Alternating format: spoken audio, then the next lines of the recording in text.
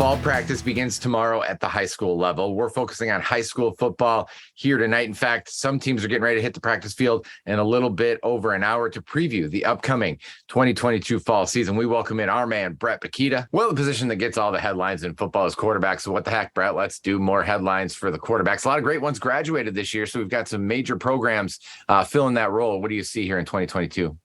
Yeah, it's always interesting, right? That's the big question mark going in. You can hear all you want about someone at the freshman level or JV level. When you step into those Friday night lights, Jay, we've seen some amazing stories and some young players do it very well over the years. But I mean, you look at Joey Silveri not going to be there. And really, that's throwing John Passano into that conversation because he had to step in and led the Cougars to a state championship after Joey Silveri got hurt. But there's two with one team. Zach Ahern, you throw into that mix from Rockford. Obviously, the Chandler twins and Cam Chandler for Unity Christian. It's really amazing. But two that are coming back that you have to look at and say, well, okay, and they're both in the OK Red Conference. That makes them kind of clear-cut favorites to be two of the teams to talk about. Trey Carr really impressed me last year as a junior starter for Hudsonville, and he'll lead a pretty good group of offensive weapons around him. And then right there in that same conference, Derek Pennington and what he did with the Caledonia Fighting Scots, they opened things up a little bit, and they were led by an outstanding athletic two-way quarterback in Mason McKenzie, who is back for his senior year. And we can't go too far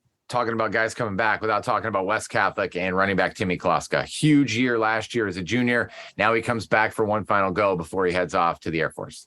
Yeah, congratulations to him. Commit to the Air Force Division I. I tell you, Air Force is really coming in and getting some good athletes from the West Michigan area the last few years. But I'm excited to see Tim Kloska. I know he would like to have one guy back, and that's his older brother, Kyle Kloska, who was really an anchor on that offensive line and a stud at defense, too, for the Falcons. But Tim Kloska, you know, when you make that step to your senior year, you just kind of see it, right, Jay? That look in their eyes. One more year with a weight program, which I'm just amazed at these kids and how developed they are. Unity Christian, West Catholic, Rockford. How do you build upon that year that Tim Kloska had? It was just a record-setting year for him. And like I said, they're going to have some more weapons around him. Let's see what West Catholic can do in a very loaded OK Blue. And, of course, they have a new head coach. Landon Grove is coming in and taking over the Falcons program there. We're going to see them in week 2 of our high school preseason tour. Here's a look at where we'll be this week, including tomorrow at the home of the 3-time defending state champion, Grand Rapids Catholic Central Cougars. And then on Tuesday, we're headed to Unity Christian, the Crusaders, the highest scoring team in state history a year ago,